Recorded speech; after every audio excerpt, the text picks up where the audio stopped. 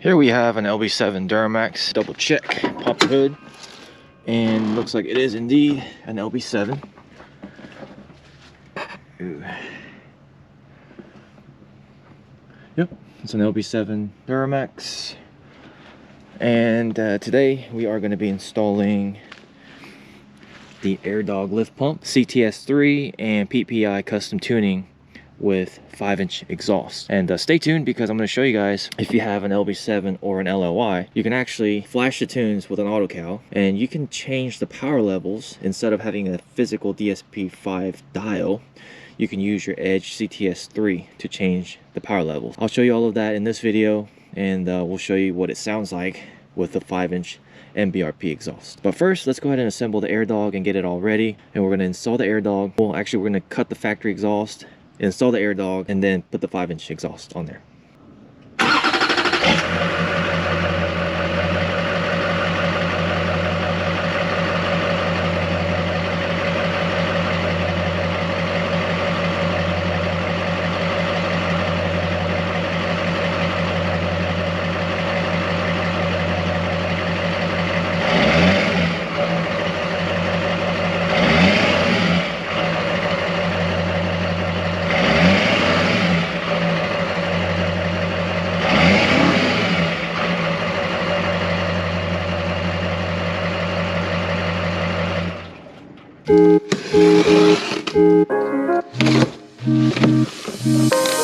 When you unbox the AirDog, it comes with the instructions that we're going to read, and fuel line hoses, wiring harness, and this is the 5G unit, so this is their newest and the greatest and the bestest lift pump. Here it is.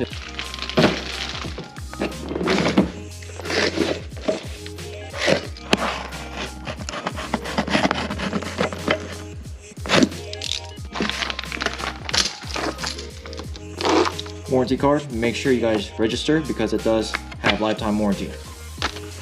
And if you buy from an authorized dealer like myself, you're going to be covered for a lifetime, as long as you register. So please register your AirDog after you purchase it from me, so that way you're covered for life if anything happens. Here's a little illustration and diagram to kind of help you understand. What we're looking for right now is to see, so you're going to have these 3 billet pieces, and I'm just going to see which billet pieces go where on this unit. Actually, frankly, it doesn't matter, because I think AirDog updated to where these 2 big fittings are the same, and you got 1 small fitting, and really 1 big one, 1 big one, and 1 small one. So it's kind of self-explanatory where they go. Keep in mind though, you do not over tighten these, because I can't tell you how many I've actually snapped off, and it's not fun waiting for spare parts, and I don't have a Summit nearby where I live for me to just be able to go and pick up another part. So be careful, it will snap. It will snap pretty easy.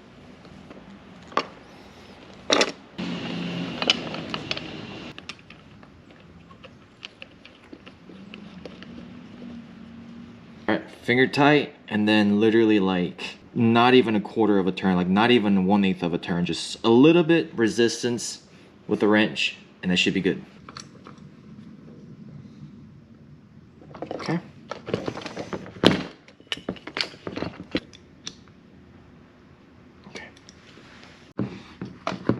I usually unscrew the filters, because it does make it a little easier for installation. So take this off.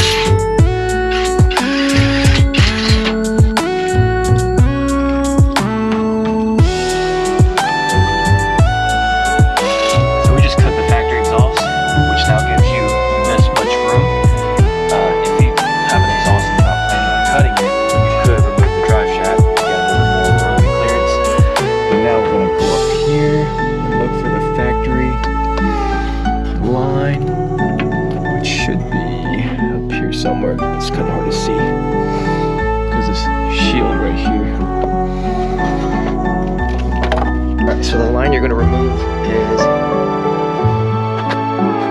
this line right here. Right there. And then follow that line up. See, up there should be the middle one that's going into the. It's the middle one that's going into the pink. So from there, we're actually gonna take.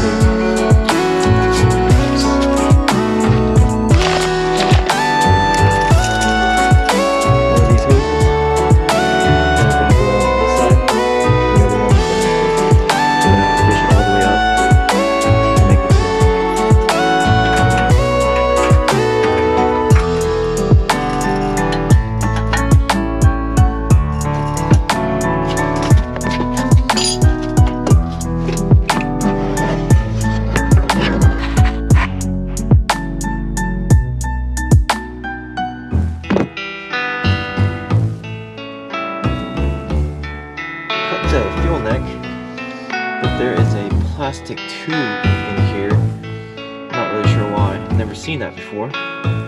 So this job is going to make it a lot harder than I had anticipated. Apparently, if you read the AirDog instructions, this plastic tube, it comes with some of these Lb7s. Not all of them, but some of them.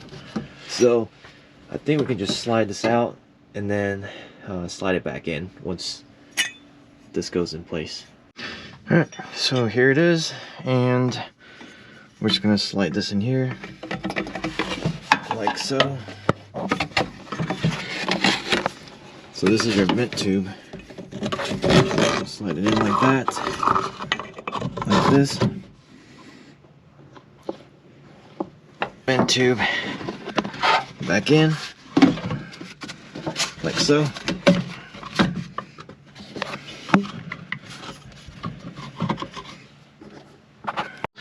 Alright, so keep in mind, this tube right here, there is an arrow and you want it to go that way. And then we cut the hose here already. We just gotta put the connector. So let me oil it up, put the connector, and then we'll just stick it up here and we're done.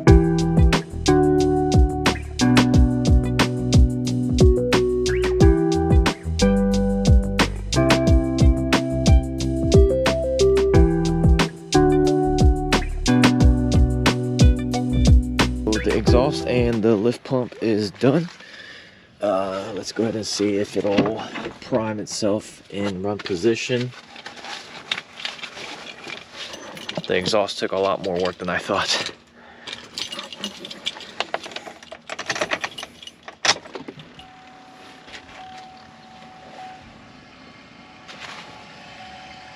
Yep, the lift pump is running. We hear it. That's super quiet.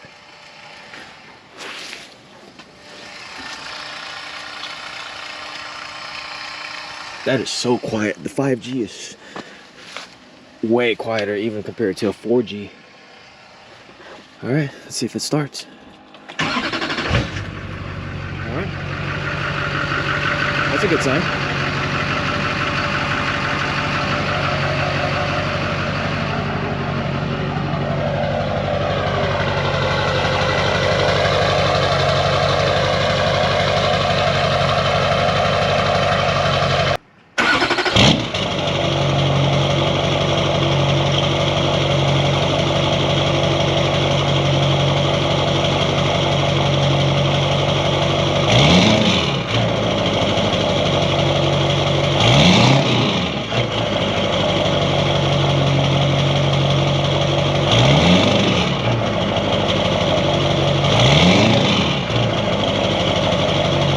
For some reason, there's no audio, but long story short, you guys saw me crank the truck up and the truck started after installing the lift pump and the 5-inch exhaust.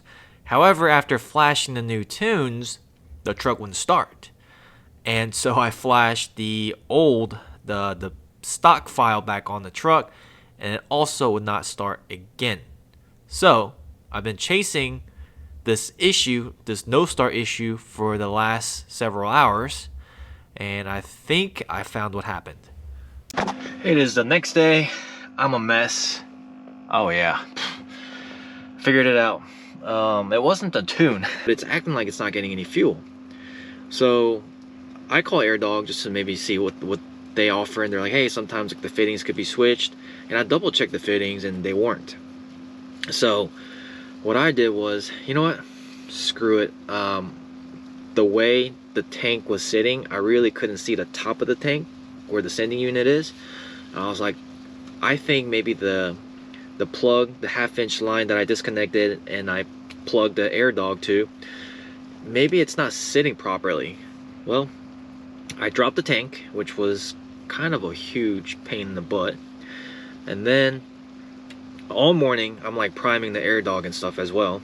And actually, the reason why I went to the sending unit is because I'm trying to prime the AirDog because I feel like there's a lot of air. So I loosened up the filter, put the truck in run position, and there's no fuel coming to it. So I'm like, what is going on? So that's why I went to the sending unit, and I couldn't see at all, and I kind of had to guess when I was plugging the AirDog. So I dropped the tank, and sure enough, that the sending unit has 3 lines, and I hooked it up to the middle line. Middle line, it's just a blank one. If you guys know what it is, leave a comment below. Maybe it's to air out, I don't know. So the 1/2-inch that I disconnected, nothing was on there. So I connected the AirDog to it, and then I came here to start the truck. It also wouldn't start again. So I'm like, all right, I probably had a crap ton of air in the line. So I'm priming it, and I finally get it to start, and there's diesel fuel leaking from the tank. And I go back and look, and it's the 3/8 line that I had to loosen up, that so I can maneuver the tank, had come undone. So I made sure both plugs were really in this time, and started the truck several times, and the truck starts. So hopefully, now I'm flashing the modified tunes here again, and let's just hope that this truck works and I can send it out the way. A lot of learning curve, and I'm glad that it didn't start this morning or last night, and I went through all that, because had I let the customer take it home with the AirDog not connected to the suction, he would have came right back. He wouldn't have even made it out the neighborhood. So honestly, like, everything happens for a reason, and I'm really glad that all that did happen. It was a learning curve. So from now on, if I can't see the top of the tank to the connections, I'm gonna drop the tank so that way I have visibility so I can actually plug it up. In the past, I had just enough clearance to see it, look, and maneuver it and plug it up, but this time, for some reason, it was really tight. Lesson learned, and I'll show you guys. I know that was like a lot of detour of what's happening to this truck, but once I flash this truck, I will show you guys how the switch on the fly works with the Edge CTS3 for Lb7 and LOY Duramax. Flashing completed. Oh gosh, please start. Okay. Whew. I'm so happy.